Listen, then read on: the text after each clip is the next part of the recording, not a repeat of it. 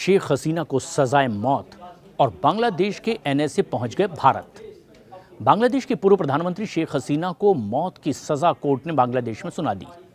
शेख हसीना की मौत की सजा के बाद बांग्लादेश में फिर एक बार जबरदस्त उथल पुथल देखने को मिल रही है। मोहम्मद यूनुस के खिलाफ लोगों का गुस्सा सड़कों पर दिखाई दे रहा है। लोग सड़कों पर उतर आए हैं। जबरदस्त हिंसा हो रही है। खुद शेख हसीना के घर पर भी हमला हुआ है। कुल मिलाकर बांग्लादेश में हालात फिर एक बार पिछले साल की तरह ही दिखाई देने लगे हैं, जब तख्ता पलट हुआ था। शेख हसीना को बांग्लादेश छोड़ना पड़ा था और सबसे यूनुस वहां पर सत्ता पर काबिज। उधर बांग्लादेश में शेख हसीना की मौत की सजा पर भी बवाल हो गया है। बांग्लादेश के एनएसए यानी कि राष्ट्रीय सुरक्षा सलाहकार अचानक भारत की राजधानी नई दिल्ली पहुंच गए हैं। दरअसल बांग्लादेश के राष्ट्रीय सुरक्षा सलाहकार यानी कि एनएसए खलीलुर रहमान मंगलवार को ही शाम 6:30 बजे दिल्ली पहुंच गए। बांग्लादेशी मीडिया के मुताबिक ये पहले से तय कार्यक्रम से एक दिन पहले ही भारत आने का दौरा हो गया। मतलब ये है कि खलीलुर रहमान आज बुधवार को भारत आने वाले थे, मगर तय शेड्यूल से एक दिन पहले ही वो भारत पहुंच गए। दरअसल नई दिल्ली स्थित इंदिरा गांधी अंतर्राष्ट्रीय हवाई अड्डे पर भारत की राष्ट्रीय सुरक्षा परिषद सचिवालय ने एक सीनियर अधिकारी ने उनका स्वागत भी किया। लेकिन सवाल खड़े ये हुए कि ढाका में शेख हसीना की सजा पर मचे बवाल के बीच एनएसए रहमान एक दिन पहले ही भारत आखिर क्यों आ गए? इसका मकसद क्या है? दरअसल शेख हसीना को 17 नवंबर 2025 को बांग्लादेश के इंटरनेशनल क्राइम्स ट्रिब्यूनल ने 2024 के छात्र आंदोलन के दौरान प्रदर्शनकारियों पर घातक बल प्रयोग के दौरान ऐसे में क्राइम अगेंस्ट ह्यूमैनिटी का दोषी ठहरा दिया और उन्हें सजाए मौत सुना दी है।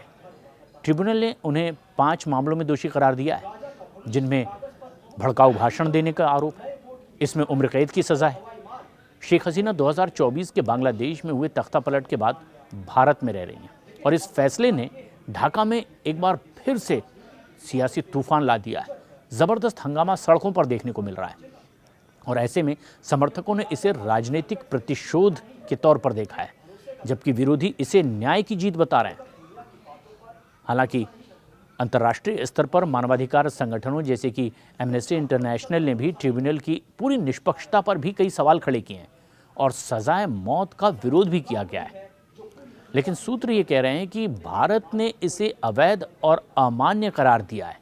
इधर एनएसए रहमान का दौरा आधिकारिक तौर पर कोलंबो सिक्योरिटी कॉन्क्लेव यानी कि सीएससी की 7वीं एनएसए स्तर की बैठक के लिए है, जो कि 19 और 20 नवंबर को दिल्ली में।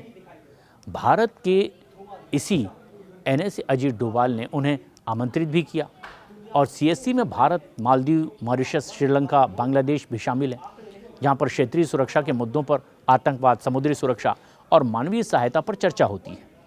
बांग्लादेश के national security adviser NSA Khalilur Rahman ऐसे में जबकि गुरुवार को एनएसए अजीत डोभाल के साथ में मुलाकात करेंगे, तो ऐसे में सवाल ये हुआ कि बुधवार को ये सदस्य देशों के एनएसए और शीर्ष अधिकारियों के लिए रखे गए डिनर में भी शामिल होंगे और उससे एक दिन पहले उनके पहुंचने का आखिर मकसद क्या था?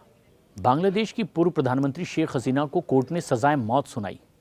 ऐसे में सवाल ये उठ रहा है कि तय समय से ठीक एक दिन पहले बांग्लादेश के एनएसए भारत क्यों पहुंचे? क्या कोई खास दरख्वास्त एनएसए भारत से करना चाहते हैं? क्योंकि रहमान का जल्द आना द्विपक्षीय वार्ता का संकेत भी हो सकता है। माना जा रहा है कि भारत और बांग्लादेश के बीच में शेख हसीना के मुद्दे पर भी शायद बातचीत हो। हालांकि इसे लेकर कोई आधिकारिक बयान नहीं आया है।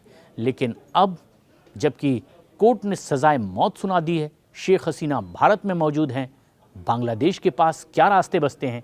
शायद इसके लिए ही अब बांग्लादेश के एनएसए भारत पहुंचे हैं।